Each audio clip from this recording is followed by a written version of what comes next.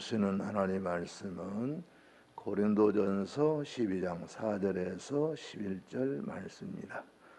이 말씀을 같이 읽으십니다.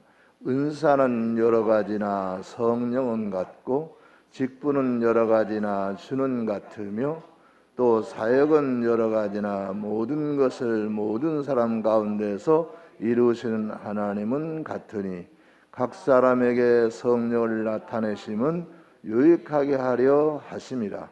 어떤 사람에게는 성령으로 말미암아 지혜의 말씀을, 어떤 사람에게는 같은 성령을 따라 지식의 말씀을, 다른 사람에게는 같은 성령으로 믿음을, 어떤 사람에게는 한 성령으로 병 고치는 은사를, 어떤 사람에게는 능력 행함을, 어떤 사람에게는 예언함을, 어떤 사람에게는 영들 분별함을, 다른 사람에게는 각종 방언 말함을, 어떤 사람에게는 방언들 통역함을 주시나니 이 모든 일은 같은 한 성령이 행하사 그의 뜻대로 각 사람에게 나누어 주시는 것이니라.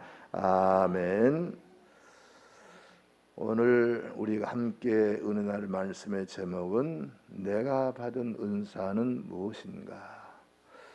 나는 과연 은사를 받았으며 받은 은사를 제대로 활용하고 있는가? 은사론인데요.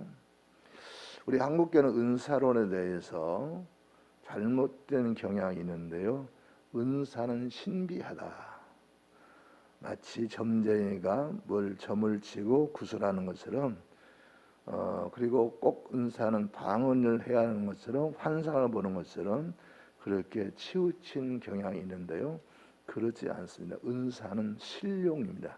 우리의 성도들이 세상에서 그리스도로 살아가고 교회를 섬기고 복음을 확장하기 위해서 주신 능력이 은사거든요. 그래서 오늘 우리가 내가 받은 은사는 무엇인가? 나는 은사를 받은 것을 알며 은사를 활용하고 있는가 하는 말씀을 가지고 은혜 나눌 때에 큰 확신이 임하시기를 바랍니다. 여러분, 은혜와 은사 혹시 여러분 구분할 수 있겠습니까? 은사는 무엇이고 은혜는 무엇인가? 우리말도 은사, 은혜 발음 비슷해요. 근데 영어로도 마찬가지입니다. 그 헬라어의 발음으로도 은혜는 카리스라고 그러고 은사는 카리스마라고 그래요. 그러니까 우리말도 은혜와 은사가 비슷하고 헬라어 성경 원어에도 은혜와 은사가 비슷하거든요. 그런데 공통점이 있어요. 뭐냐면 은혜든지 은사든지 거저 주시는 하나님의 선물, 성령의 선물이라는 거예요.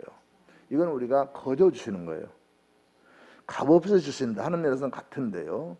다만 은혜는 구원에 관련됩니다. 영적인 구원, 육적인 구원과 관련이 되고요. 은사는 사역의 도구입니다. 하나님의 나라와 의를 위하여 교회와 복음을 위하여 성도들이 살아가도록 그 힘을 가지도록 주신 것이 은사고, 은혜는 근원적인 구원에 관련된 거거든요. 그래서 이걸 헷갈리는 경우가 많은데 그렇지 않습니다. 자, 오늘은 은사론에 관한 말씀인데요. 고린도 교회는 은혜가 풍성한 교회고 은사도 넘쳐났습니다.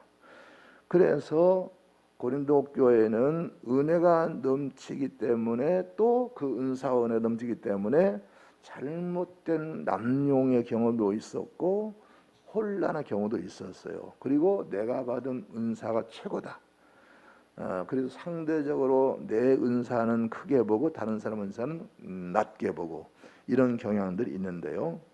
그래서 이 은사론이요 12장, 13장, 14장 이렇게 3장에 걸쳐 나옵니다. 그만큼 고린도 교회에서 은사는 중요했다 하는 것인데요. 먼저 11장, 고린도 11장에서 공식 예배 임할 때에 여자들이 머리에 수건을 쓰는 문제, 그리고 성찬식에 참여할 때 올바른 태도에 관해서 말씀을 주셨거든요. 이제 12장부터는요 각종 은사의 질서 있는 활용에 대한 말씀입니다. 그래서 공적 예배는 물론 교회 생활 전반에 걸쳐서 우리가 가진 은사를 어떻게 질서 있게 활용하느냐 하는 것을 권면하는 말씀이 되겠는데요. 이렇게 길게 12장, 13장, 14장에 걸쳐서 은사론을 길게 말씀하는 이유는 말씀드린 대로 고린도 교회가 은사를 많이 받았는데 혼란스러웠어요. 그래서 자기가 받은 은사가 최고라고 여기고 다른 사람 은사는 업신여기고 이래서 분열과 혼란이 초래되기 때문에 교회를 정리하고 바르게 세우기 위해서 은사론을 길게 설명하고 있는데요. 이런 은사론에 대해서 오늘 우리가 배움으로써 하나님의 바르게 은사에 대해서 알고 그것을 활용하는 귀한 은혜가 있게 되기를 바랍니다. 자, 그러면 4절 봅시다. 은사는 여러 가지나 성령은 같고. 아멘. 이 4절부터 6절까지는요, 세 절이 동일한 문장 표현을 사용하는데요. 은사는 여러 가지나 성령 같고 직분도 그러고 사역 똑같이 한 분 하나님, 삼위일체 하나님으로부터 오는 것이 은사와 직분과 사역이다, 이런 말씀들인데요. 은사와 직분, 사역 모두 다 신령한 것들입니다. 하나님으로부터 오신 것이고요. 하나님이 이것을 주셨는데 은사는 여러 가지다 그래요. 은사는 아까 제가 카리스마라고 했죠. 카리스마. 이것은 본래 공로 없이 받는 선물, 이것이 이제 은사인데 값없이 주시는 선물로서 능력을 말합니다. 왜 능력을 주시느냐? 그것은 구원받은 성도들이 교회와 복음을 위해서 헌신하도록. 그래서 은사는 개인적이 아닙니다. 여러분, 어떤 분들이 은사를 개인적으로 이것을 써먹는 사람들이 있어요. 그래서 옛날에 보면 그런 은사를 받은 사람들이 사람을 모아서 도를 받기도 하고 이런 일이 있었는데 그건 아주 옳지 않습니다. 은사는 공적인 거예요. 물론 개인적으로 임하기 때문에 개인의 것이기도 합니다. 그런데 그 개인의 것은 무엇을 의미하는 것이냐면 내가 그리스도의 충성되게 살도록 나를 도우시는 의미에서 은사가 필요한 것이지, 그것을 가지고 나의 얼굴을 내거나 내가 이익을 취하거나 내가 높아지거나 그런 결코 아니라는 거죠. 그래서 은사를 받은 사람은 겸손하게 그 주신 뜻을 따라서 충성을 다해야 되겠는데요. 여기서 여러 가지다 이런 말씀이 나옵니다. 여러 가지라고 하는 이 말은요, 헬라어 원어에 의하면 나누어 취한다는 의미를 가지고 있어요. 그러니까 여러 가지라는 말은 은사는 하나님이 나누어 주셨다 이런 말씀인데요. 은사는 한 성령으로부터 나와서 각 성도에게 분배되는 것이다 이런 말씀입니다. 자, 그러면 5절을 봅시다. 직분은 여러 가지나 주는 같으며. 아멘. 다시 그러죠. 직분은 여러 가지다. 역시 직분도 하나님으로부터 온다 이런 의미죠. 그래서 하나님이 직분도 나누어 주신다. 주는 같으며 우리 하나님은 동일하게 모든 사람들에게 은사도 나누어 주시고 직분도 주시는 분이시다. 하나님으로부터 왔다라고 하는 것이고요. 자, 그다음 6절 봅시다. 또 사역은 여러 가지나 모든 것을 모든 사람 가운데서 이루신 하나님과 같으니. 아멘. 그 사역도 여러 가지예요. 사역도 우리 하나님이 나누어 주신 건데, 자, 이렇게 은사, 직분, 사역 이 모든 것은 모든 사람 가운데 이루어지는 하나님은 같다, 하나님으로부터 왔다라고 하는 것인데요. 자, 그러면 사역은 여러 가지나 그랬는데 사역은 무슨 의미가 있냐면요, 사람들을 통하여 사역하시는 하는 활동을 지칭하는 거예요. 그러니까 내가 하지만은 그는 하나님의 힘으로 하는 거예요. 그래서 은사는 직분과 사역의 원동력이죠. 은사 하나님으로부터 오는, 아까 제가 능력이라고 그랬어요. 성도가 하나님의 나라와 교회를 위해서 살아가도록 헌신하도록 도우시는 능력이다 그랬어. 그렇기 때문에 직분자가 하는 모든 사역도 그 힘은 어디서 오느냐? 주신 은사에서 온다는 거죠. 그래서 직분은 사역의 성격이죠. 직분은 사역을 하기 위한 직분이고, 사역은 은사와 직분의 활동상이다. 그래서 은사를 받은 직분자가 행하는 것이 사역이고 그것의 목적은 하나님의 나라와 영광에 있다 하는 것을 우리가 알 수 있어요.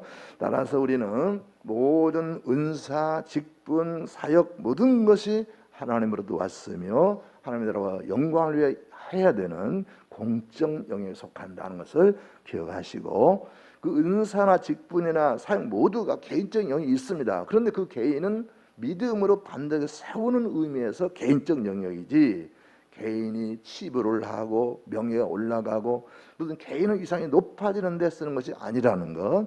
그래서 내가 은사를 받았고 직분을 받았고 사역에 그런 열매가 있다면 그것은 감사할 것이고 하나님을 영광을 높이는 그런 역할을 한다는 것을 우리가 잊어서는 안 될 줄로 믿습니다. 자, 7절 봅시다. 각 사람에게 성령을 나타내심은 유익하게 하려 하심이라. 아멘. 자, 왜 하나님이 은사를 주시느냐? 이 성령을 나타내면 성령 나타내는 은사잖아요.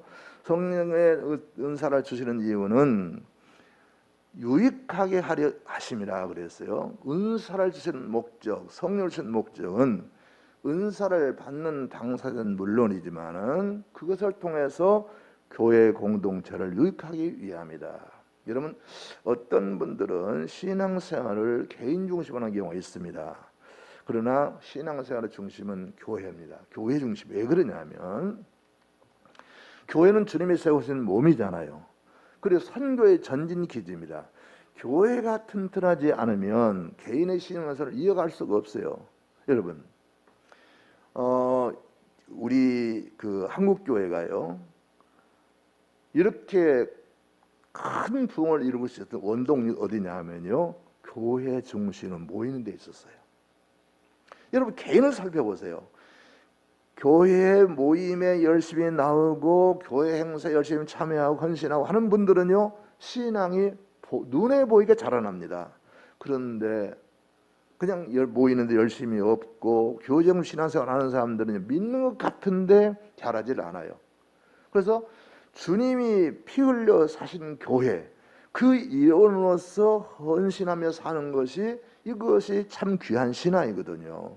그러니까 은사도 마찬가지요. 은사의 궁극적 목적은 교회에 있습니다. 교회를 통해서 성도들이 세상에서 복음을 증거해 나갈 때 힘을 주시는 것이 은사거든요. 아까 말씀대로 개인적 영이 분명히 있습니다. 그래서 은사를 받으면 안 받은 사람보다도, 또 많이 받으면 많이 받은 사람은 적게 받은 사람은 훨씬 더 믿음도 잘하고 충성도 더하게 되고 열매도 있고 그러거든요. 그러니까 어떻든 은사는 우리를 유익하기 위해서 주는 것이다. 그런데 그 유익은 교회 공동체 중심으로 나타나게 된다는 것을 우리가 기억해야 될 줄로 믿습니다. 자, 그런데 여기서 한 걸음 더 우리가 생각할 게 있습니다. 뭐냐면요, 성령의 은사와, 여기 지금 오늘 성령 은사 얘기잖아요. 이 성령의 은사와 갈라디아서 5장에서 말씀하고 있는 성령의 열매는 어떻게 다른 것인가? 성령의 은사와 성령의 열매. 성령의 은사는요, 예수님을 믿는 사람들이 믿음을 고백하고 예수를 영접하게 되면 성령이 임하시죠. 그럼 은사는 성령이 임하심과 동시에 오게 돼 있어요. 오게 돼 있어요. 다만 그 은사를 얼마나 많이 받았느냐, 그리고 그 은사를 얼마나 개발하느냐는 별도로 하고, 성령 받은 사람들은 은사가 따라오게 돼 있어요. 어떤 은사냐는 것은 사람에 다릅니다. 그리고 그 은사를 따라서 믿음으로 산 결과 맺어지는 것이 성령의 열매예요. 그러니까 성령을 받았고 성령을 받을 때 은사가 임하고, 은사를 따라서 충성하는 믿음을 살 때에 성령의 열매를 맺는 것이다. 그러니까 성령의 열매는 성령 받지 않으면 불가능하고, 또 은사를 제대로 사용하지 않으면 불가능한 거예요. 이런 것을 이해하시면 좋겠고, 그래서 성령의 은사와 성령은 이렇게 다른 것이다. 그러므로 내가 받은 은사를 확인하고 개발해서 실천할 때 성령의 열매를 맺는다는 기억하고, 우리는 열심히 내가 받은 은사를 확인하고 개발하고 실천하는 것이 소정한 줄로 믿습니다. 이제 성령의 9가지 은사에 대해서 말씀을 나누겠는데요. 아까 말씀드린 우리가 꼭 기억할 것은 공적 영역이다 하는 거. 절대로 개인의 이름을 내고 개름에 치부를 하고 개인의 영광을 받고 하는 그런 것이 아니라는 거. 우리는요 이미 그리스도의 됨과 동시에 공인이 됩니다. 나 아무 직분도 안 받았는데요. 내가 왜 공인입니까? 그렇게 생각하면 안 돼요. 그리스도인이라고 하는 것은 그리스도의 공동체에 속한 사람이라는 거거든요. 그리고 그리스도 공동체에 속한 사람은 그 은혜를 받았으니 그 은혜를 증거해야 되는 거예요. 이것이 자연스럽게 그리고 사명으로서 우리에게 주어져 있는 겁니다. 그래서 사람은 그리스도인은 공적인 존재예요. 더 이상 개인적인 존재가 아닙니다. 그래서 성령 은사도 개인이 그 은사를 받아가지고 황홀에 취해서 혼자 즐거움에 취해서 혼자 만족하며 살라는 게 아니고 그 은사를 받았으니 그 은사 가지고 나가서 그리스도를 증거하고 교회를 세우고 든든히 세우는데 쓰라는 거거든요. 그래서 이 성령 은사는 공적 영역이다. 예수 그리스도를 믿는 것도 교회도 어지간하 공적 영역이라는 사실을 우리가 기억하면서 말씀을 보도록 하겠습니다. 자, 우리 8절을 봅시다. 어떤 사람에게는 성령으로 말미암아 지혜의 말씀을, 어떤 사람에게는 같은 성령을 따라 지식의 말씀을. 아멘. 자, 여기서 또 헷갈리는, 자주 헷갈리는 게 뭐냐면 아까 은사와 은혜가 헷갈린다 말씀을 드렸죠. 그런데 지혜와 지식도 마찬가지예요. 지식과 지식 어떻게 구분할까? 근데 이것은요 여러분만 아니고 성경학자들도 어려워합니다. 그래서 성경학자들이 이거에 대해서 몇 가지로 얘기를 했는데 이렇게 얘기합니다. 지혜는 사물의 본질을 아는 것이고 지식은 복음의 의미를 이해하는 것이다. 또 어떤 사람은 지혜는 영에 관한 것이고 지식은 지성에 관한 것이다. 또 다른 사람은 지혜는 사물의 영원성과 본질을 꿰뚫어 보는 것이며 지식은 단순히 사물을 아는 것이다. 지혜는 전체적인 것이며 지식은 부분적인 것이다. 지혜는 영원한 것이며 지식은 유한한 것이다. 뭐가 더 훨씬 의미가 크게 보입니까? 지혜죠. 네, 지혜는 전체적인 것을 보면서 영원한 것을 보면서 본질적인 거예요. 그리고 전체적인 거예요. 그런데 지식은 보다 좁혀서 구체적으로, 이걸 쉽게 말씀드리면 산을 볼 때에 산 전체를 보느냐 숲을 전체를 보는 것하고 그 숲을 속에 있는 나무 하나하나를 보는 것하고 다른 것처럼 이런 거예요. 그러니까 이 지혜는 훨씬 더 범위가 넓습니다. 영원한 것이고 본질적인 것이고 전체적인 것이고, 그런데 지식은 부분적인 것이라는 거죠. 지식은. 그래서 이렇게 이해하시면 되겠고요. 그래서 우리는 성령을 받을 때에 지혜의 은사도 있고 지식의 은사도 있다. 그래서 우리는 전체도 보고 또 부분적으로도 보고 영원한 세계도 보고 이 세상도 보고, 그래서 이 지혜와 지식이 함께 있기 마련이에요. 우리 성도들에게는. 왜냐하면 하나님을 아는 것 자체가 지혜고 그 지혜로부터 나오는 지식이기 때문에, 그래서 우리는 지혜의 은사, 지식의 은사 다 가지고 있어요. 그렇기 때문에 저는 늘 하는 말은 뭐냐면 예수 잘 믿는 사람이, 믿음이 있다고 하는 사람이 미련하게 행하는 부분이요 이해가 안 돼. 물론 경험이 없거나 안 해본 것은 우리가 어쩔 수 없는 거겠죠. 그런데 뻔히 아는 거고 상식적인 것도 미련하게 하는 사람들이 있어요.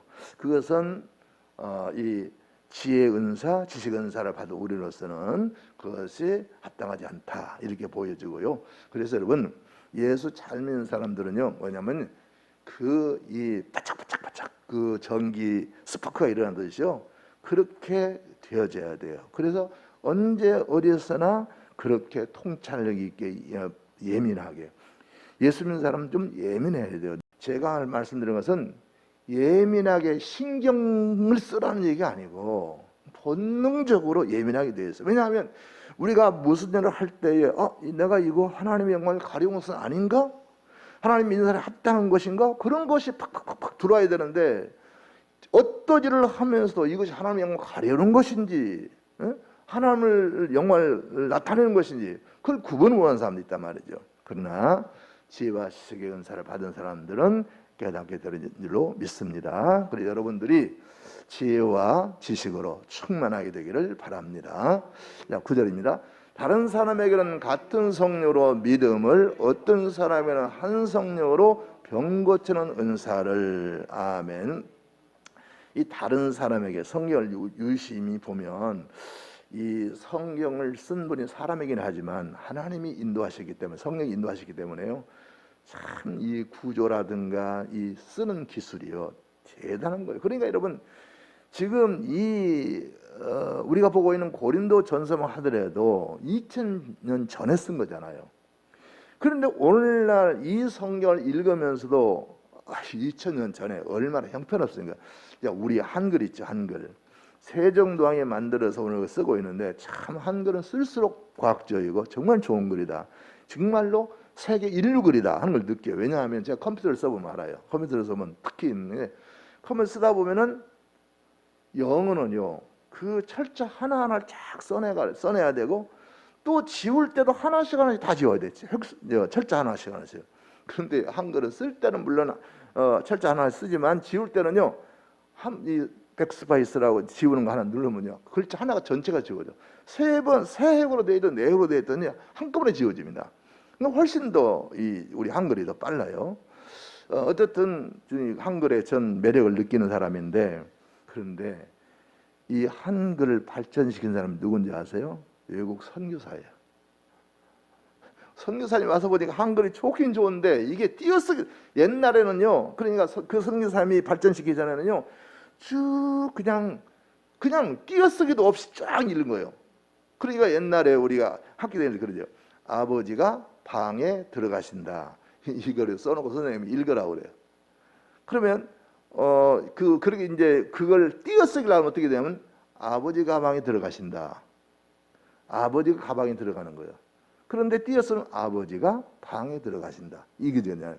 근데 띄어쓰기도 안 된 걸 선교사님들 와가지고 띄어쓰기도 만들고, 한국 발전 선교사님 기여를 많이 했어요. 그런데 지금 제가 요 문장 구조를 얘기하다 그러는데, 지금까지 어떤 사람은 그랬잖아요. 근데 여기서는 다른 사람에게는 이렇게 나옵니다. 이것은 구조가 바뀐다는 얘기예요.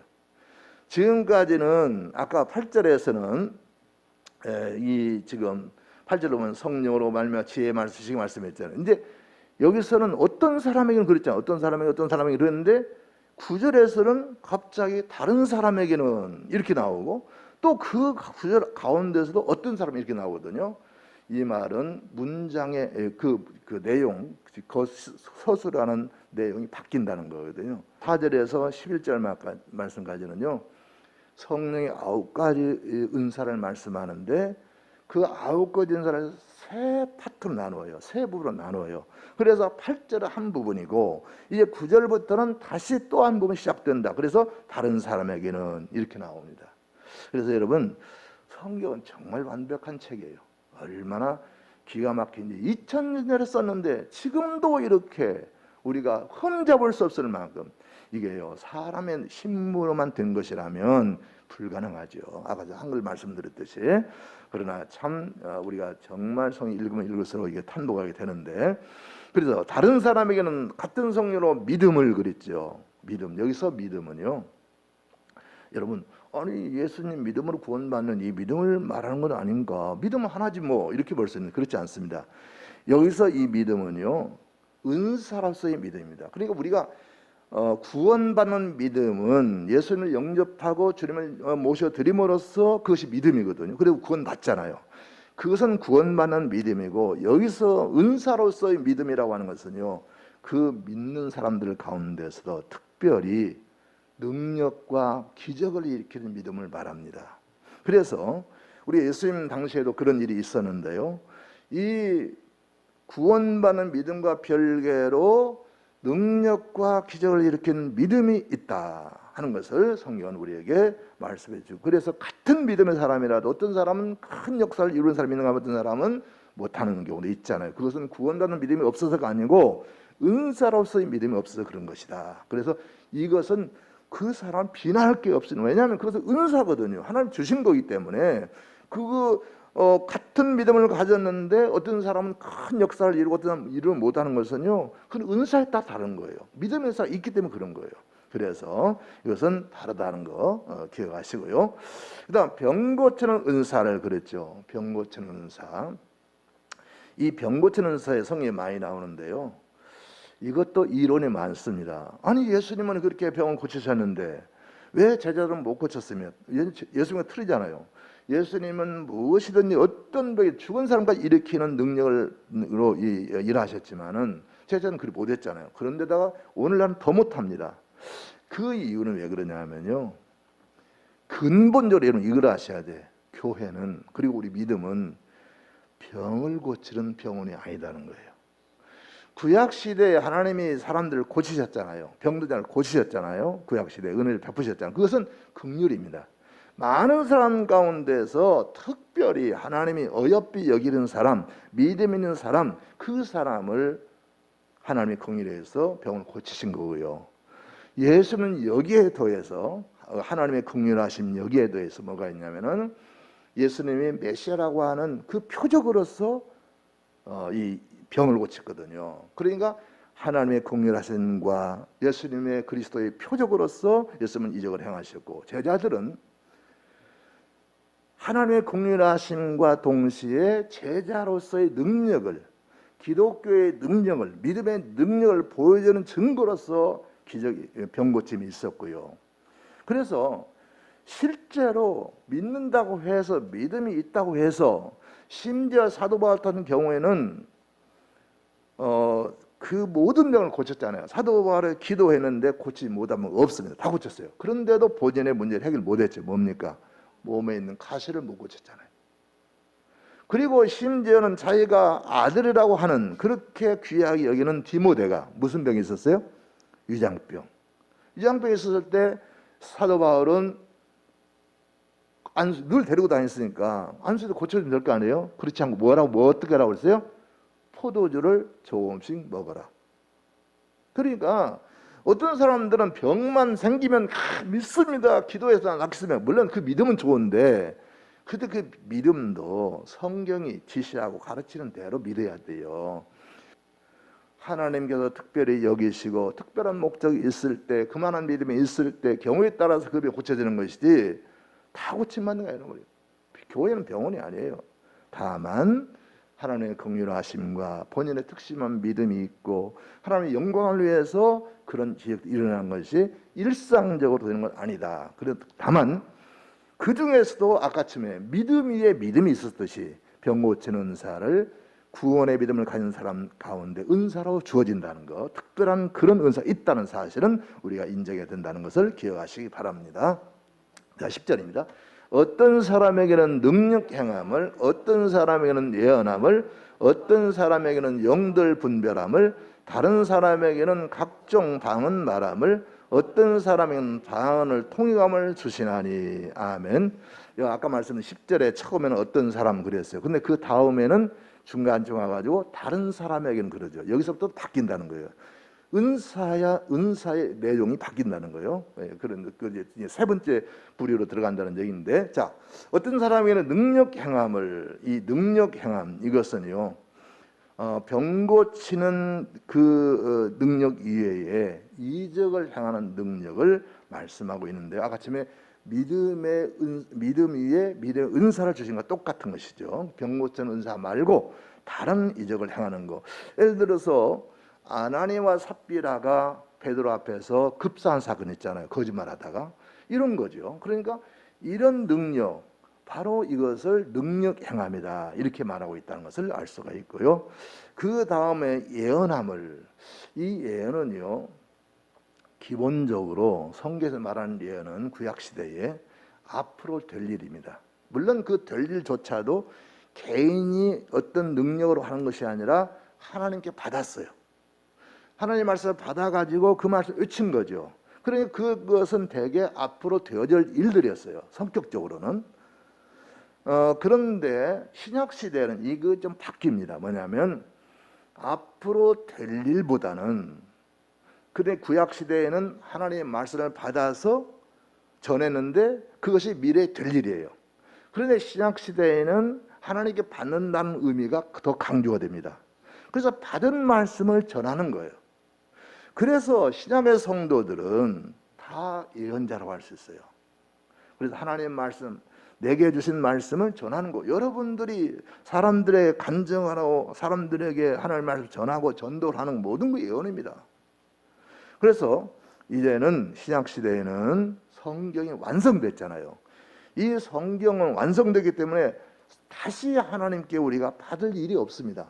만약에 지금도 개개인에게 하나님께서 직통계시를 한다고 하면은 이 성경은 유일한 진리가 아닌 거죠. 왜냐하면 하나님 받는 직통계시가 있으니까.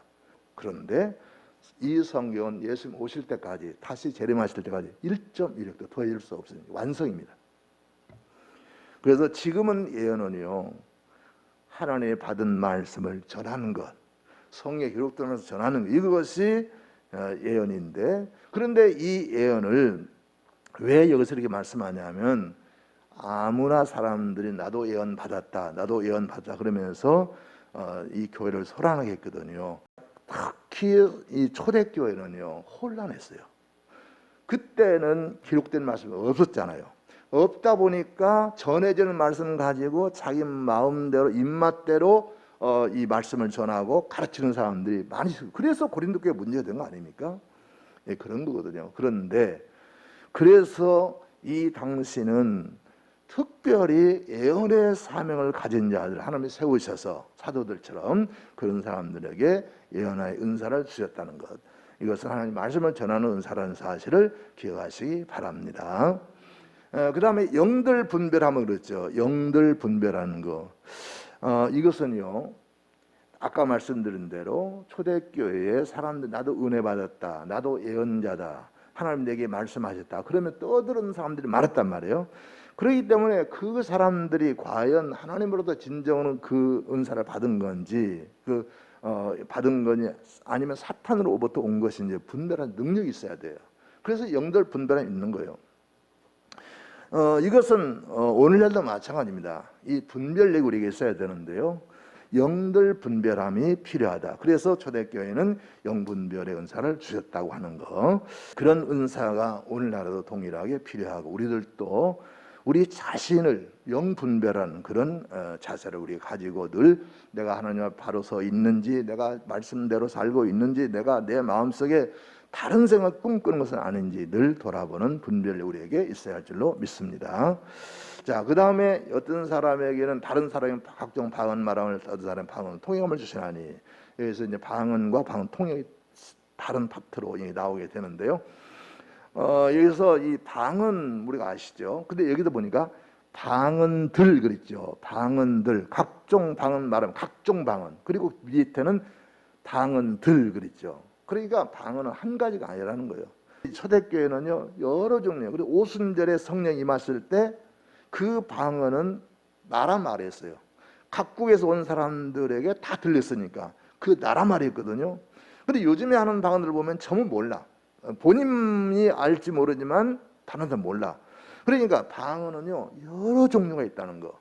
그래서 각종 방언이라고 그랬고 방언들 그랬잖아요. 그런데 방언은 해석을 안 하면 몰라요. 통역을 하면. 그래서 방언하는 경우는 통역도 함께 구해서 받아야 된다고 하는 사실. 이 방언은요 우리가 특별히 하나님께서 우리들에게 하나의 표적으로서 주신 것이고 은사로 주신 것인데, 그래서 이 방언은 본인은 유익하지만 교회는 유익이 없어요. 그래서 교회에서 하지 마라 그런 말도 하게 되고, 통역하지 않고서는 아무 유익도 없습니다. 모르니까 알아야 말이죠. 전혀 없으니까. 본인은 유익하게 하나님 교통하는 것이니까. 어쨌든 이런 방언 은사도 당시에 성령 은사로 주어졌다 하는 것을 알 수 있게 되고요. 이것은 개인의 신앙에 유익하다는 사실을 기억하시기 바랍니다. 11절 더 봅시다. 이 모든 일은 같은 한 성령이 행하사 그의 뜻대로 각 사람에게 나눠주시는 것이니라. 아멘. 그래서 한 성령이 주시는 것으로, 하나님 성령의 뜻대로, 하나님의 뜻대로 각 사람에게 나눠주시는 것이다 하는 거. 자, 오늘부터 정리하겠습니다. 첫째 봅시다. 모든 성도는 이미 하나님의 성령의 은사를 받았다. 다시 한번요. 모든 성도는 이미 성령의 은사를 받았다. 아멘. 여러분 만약에 여러분이 나는 은사 못 받았는데요, 그러면 있다면 그 말은 뭐만 똑같냐면 나는 성령 못 받았는데요, 나는 구원 못 받았는데 똑같습니다. 자, 이 성령의 은사를 우리에게 주셨는데요. 그래서 오늘 이 본문에 속해 있는 12장 3절 말씀은 이렇게 되어 있습니다. 한번 읽어보실까요? 그러므로 내가 너희에게 알려노니 하나님의 영으로 말하는 자는 누구든지 예수를 저주할 자라 하지 아니하고 또 성령으로 아니하고는 누구든지 예수를 주시라 할 수 없느니라. 아멘. 우리가 예수를 구주로 진정으로 내 마음의 구주로 인정했다면 성령 받은 거예요. 그래서 성령 받은 사람은 은사도 받은 거예요. 그럼 내가 뭔 은사를 받았는가는 진지하게 생각 안 하는 거예요. 그래서 여러분, 성령 받은 분들이 그것을 내가 성령 은사를 모르는 경우는요, 첫째는 그걸 모르고 지난 은사를 받지 못했다고 하는 사람은 모르는 경우가 있을 수 있고, 또 하나는요, 성령은 받았는데 세상 일이 바빠, 관심이 세상에, 그러니까 하나님 일을 할 생각을 안 하는 거예요. 그런데 아까 말씀대로 은사는 공적 영이라고 그랬잖아요. 공적 영역을 주셨는데 하나님 일을 생각할 공적 영역을 생각 안 하니까 성령 은사는 발휘되지 않는 거죠. 그래서 우리 모두가 성령 은사를 받았다는 사실을 기억하고 우리가 성령 은사를 주신 뜻을 따라서 주님의 교회와 복음을 위해서 심사해야 될 줄로 믿습니다. 자, 둘째 봅시다. 성령의 은사는 본인의 신앙과 교회 공동체에 유익하기 위해서 주신 것이다. 아멘. 그래서 7절 보십시다. 7절, 오늘 본문의 7절. 각 사람에게 성령을 나타내시면 유익하게 하려 하심이라. 아멘. 유익하게 하는데 본인에게도 유익이고 교회에도 유익이고, 그래서 성령의 활용하면 할수록 내게 유익이고 또 교회에 유익이 되고 하나님 영광이 돌려진 줄로 믿습니다. 셋째요, 주신 은사를 적극 활용해야 합니다. 아멘. 자, 우리 마태복음 25장 29절 봅시다. 무릇 있는 자는 받아 풍족하게 되고 없는 자는 그 있는 것까지 빼앗기리라. 아멘. 달란트 비유 얘기인데요. 달란트하고, 여러분, 달란트하고 은사가 어떻게 다를까? 은사는요, 하나님이 선물로 주신 거라 했잖아요. 달란트도 마찬가지인데 달란트와 은사는 좀 다른 것이, 달란트는 태어난 기질과 매우 관련되어 있어요. 재능과 관련되어 있고, 은사는 다양하죠. 그런 면에서 은사 안에 달란트가 들어갈 수도 있지만, 그러나 이 달란트는 태생적인 것이 많고 은사는 성령 받음으로 주어지는 것이다, 이렇게 볼 수 있는데요. 그래서 은사를 활용하면 본인에게 복이 되고 또 하나님의 교회에도 복이 되기 때문에 은사는 어떻게 되냐? 적극 활용이 된다. 그래서 여러분, 정말 우리가 적극적으로 은사를 활용해서 하나님의 교회를 든든하게 세우고 또 헌신하고 본인도 믿음에 굳게 서야 될 줄로 믿습니다. 여러분, 성령의 은사를 받으셨나요? 네. 무슨 은사를 받으셨습니까? 받고 은사를 사용 계신가요? 이 모든 걸 살펴보시고, 내가 성령 받은 그리스도인 맞고 그렇다면 내게도 은사가 있는데, 내 이 은사를 활용해서 나도 든든히 서 교회도 든든히 세워야 되겠다 하는 그런 결단이 우리 모두에게 있기를 바랍니다.